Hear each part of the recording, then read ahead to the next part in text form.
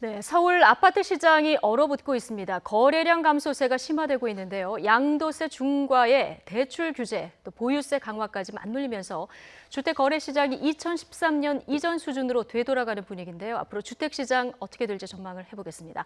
박원갑 KB국민은행 부동산 수석전문위원과 함께 짚어보겠습니다. 위원님 어서 오십시오. 네, 안녕하십니까. 안녕하세요.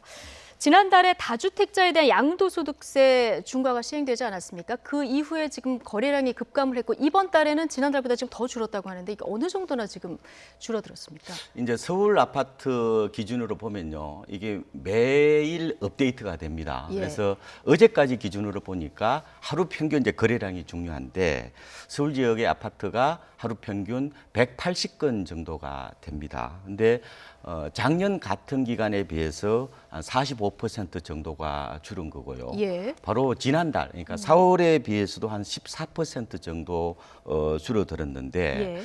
어제까지 거래량이 3,797건이거든요. 네. 그러면은 5월이 채 열흘이 안 남았죠. 그러면은 5천 건을 넘기기가 어려울 것으로 것 같다. 보이고요. 예.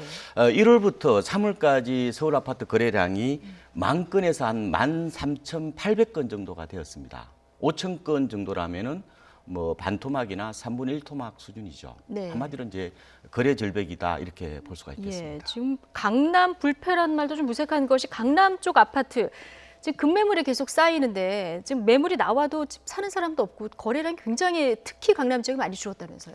그렇죠. 강남구 같은 경우에 하루 평균 거래량이 5.3건, 그러니까 작년 올해 비해서 한 74% 정도가 되고요. 아, 나머지 예. 뭐 서초, 뭐 송파, 강동도 한 68%에서 한 73% 정도가 예. 이제 줄어들었는데, 그럼 왜 이렇게 이제 거래량이 줄었을까? 말씀하신 것처럼 이제 재건축이 아무래도 시장의 어떤 흐름을 적극적으로 좀 반영하는 그 투자 성품 이런 예. 게 강하잖아요. 그런 것도 있고 제 생각에는 거래량 감소의 결국은 그 수요자들이 이제 어떻게 보면 관망세로 돌아선 게 조금 예, 이따 사자. 예. 네, 그렇죠. 네.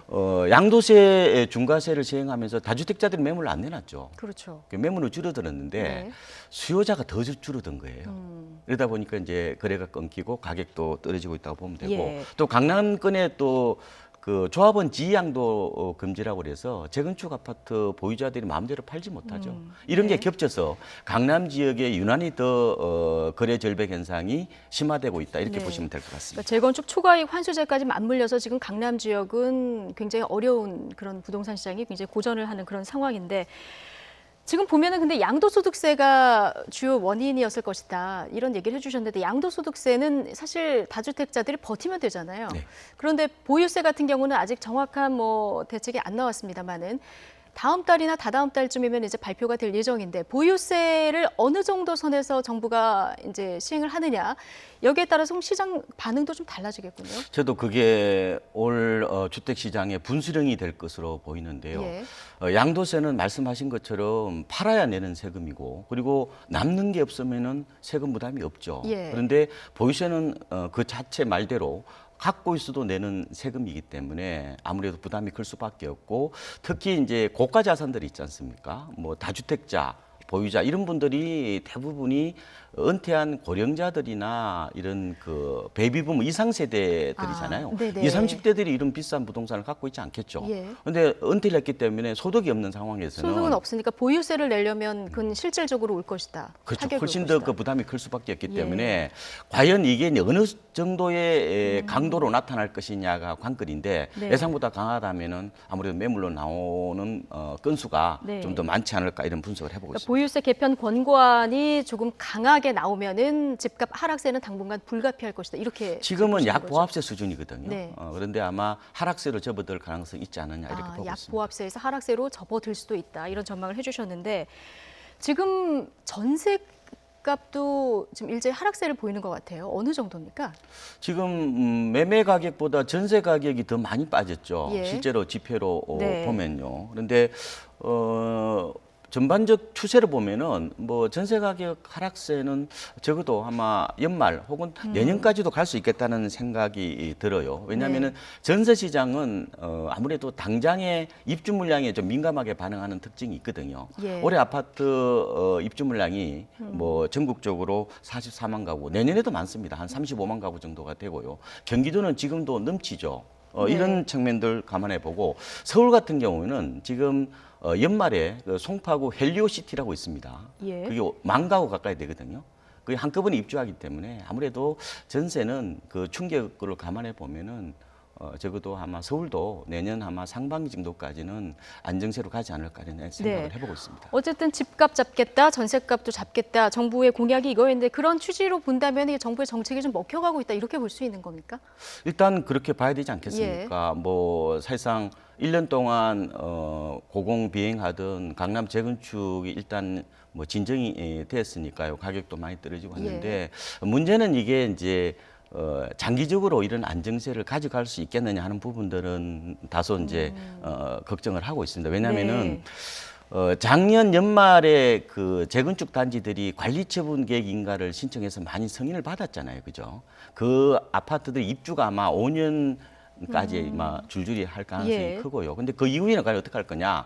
유일한 이제 그 공급원인 어떤 재건축이 막히고 또 지금 재개발도 거의 다 마무리됐잖아요. 그런 상황에서 과연 어떤 집을 어떤 원하는 어떤 수요층은 계속 생길 거라고 보고 공급이 안 된다면 어떻게 이 부분을 해소할 거냐 하는 부분은 좀 더 고민을 좀 해봐야 되지 않을까 생각이 됩니다. 그러니까 이제 재건축 관련해 가지고 신규 주택 공급이 없게 된다면 이 규제가 심해졌기 때문에 4, 5년 뒤에는 거꾸로도 오를 수도 있는 이런 상황이 될 수도 있다는 거죠. 그게 이제 반드시 오른다기보다는 어떤 이럴 그런 가능성을 그렇죠. 좀 염두에 둬야 된다는 그런 부분에 거죠. 대해서 충분히 대응책은 좀 있어야 되지 않을까 보고 있습니다. 예.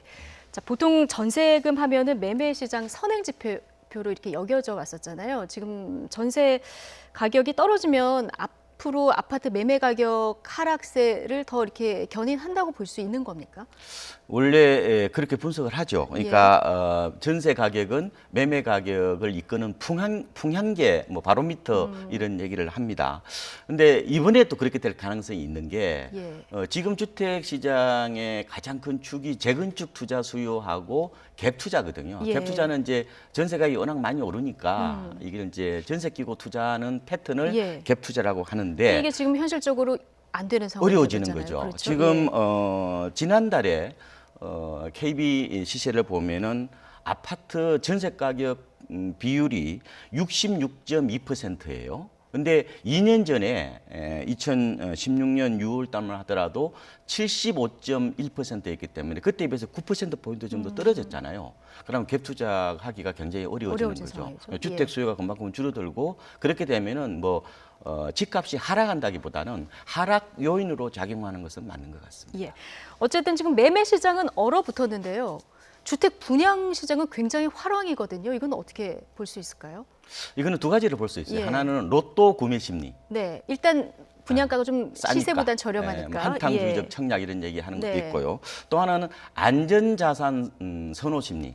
왜냐하면 부동산 시장이 어떻게 될지 모르는 불확실한 장세에서는 싸게 사는 게 어떻게 보면 안전자산을 구매하는 게 어떻게 보면 안전할 수가 있는 거거든요. 그런 심리가 겹치면서 분양시장 열풍이 나타나고 있고 그거는 서울뿐만 아니라 대구 같은 곳도 굉장히 분양시장은 뜨거운데 이렇게 되면은 아마도 올 한 해가 중개업소를 찾는 사람들은 좀 많지 않고 이렇게 견본주택을 찾는 사람들이 많아서 두 시장 간에 어떤 따로 노는 시장이 좀 되지 않을까 이런 분석을 해보고 있습니다. 자, 박 의원님, 지금 집을 사려고 대기하는 분들 입장에서 제일 궁금한 거는 그럼 지금 좀 떨어졌다고 하는데 사야 되느냐, 좀 더 기다려야 되느냐 이게 제일 궁금할 것 같거든요. 어떻게 조언을 해주시겠습니까? 세상에 전망이라는 게 쉽지 않았어요. 그런데 저는 일단 가시적인 변수에 대해서는 고려를 할 수가 있겠죠. 당장 이제 6, 7월 정도에 나올 보유세 개편안. 그걸 아마 8월 정도 되면 세법 개정안이라고 있습니다. 그걸 이제 반영을 하겠죠. 그래서 세법 개정안을 만들어서 이제 국회 아마 정기국회에 그걸 이제 올릴 텐데 그래서 적어도 한 그 보유세 개편안 내용을 보고 판단해도 될 것 같다는 생각이 들고요.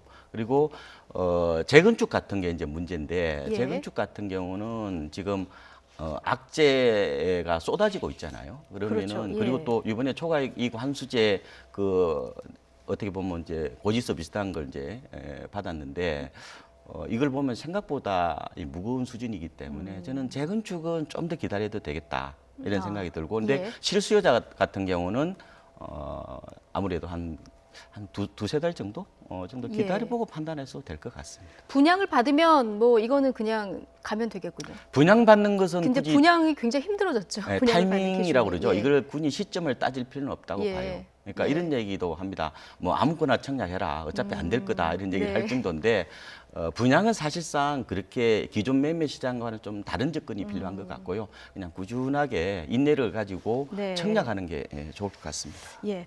지금 문재인 정부 출범한 지 1년이 됐고요. 부동산 정책, 특히 집값, 투기만은 잡겠다. 이런 굉장히 강력한 의지를 표명하지 않았습니까? 1년이 지난 지금 봤을 때 이것이 어느 정도 효과를 거두고 있는지 그리고 또 아쉬운 점이 있다면 어떤 점이 있는지 마지막으로 이걸 좀 여쭤보겠습니다. 일단은 주거복지 로드맵 같은 경우는 굉장히 좋고요. 특히 예. 공적 임대주택을 100만 가구 짓는다는 것은 획기적인 거라고 봅니다. 이걸 이제 계획을 짰으니까 예. 차분히 이행하는 게 네. 좋을 것 같다는 생각이 들고요. 그런데 전반적으로 강남을 이주로 해서 너무 수요대책 중심으로 하다 보니까 예.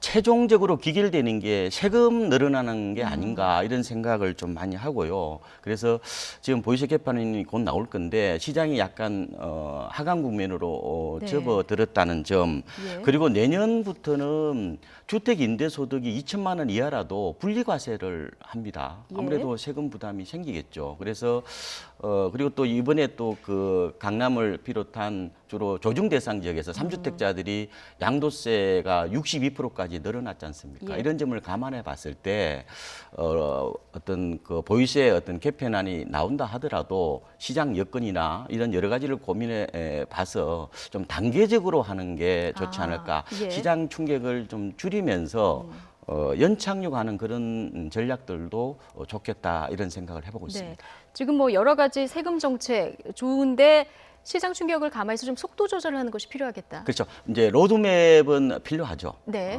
보유세 로드맵이 필요하더라도 그걸 바로 하지 말고 그렇죠. 급격하게 하기보다는 시장의 어떤 여건이나 이런 걸 감안해서 네. 좀 점진적으로 완만하게 해 나가는 방법이 좋지 않을까 이런 생각을 네. 해보고 있습니다. 어쨌든 지금 시장에서 가장 중요한 것은 다음 달이나 다다음 달 발표될 보유세가 어떻게 결정되느냐 이 부분을 좀 먼저 지켜봐야 되겠군요. 네, 알겠습니다. 자, 박원갑 KB 국민은행 부동산 수석 전문위원과 함께했습니다. 오늘 말씀 고맙습니다.